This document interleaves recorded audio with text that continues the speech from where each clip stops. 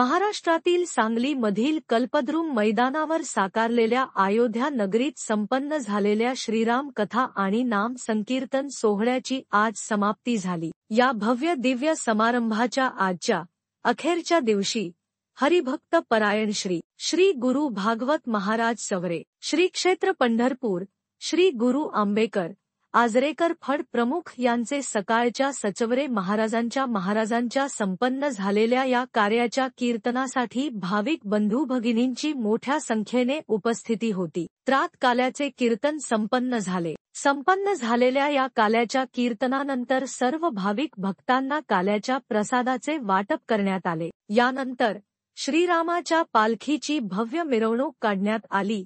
या मिरवणुकीमध्ये पालखीच्या समोर घोडेस्वार, टाळकरी आणि पारंपरिक वेशभूषामध्ये माता भगिनी सहभागी झालेल्या होत्या।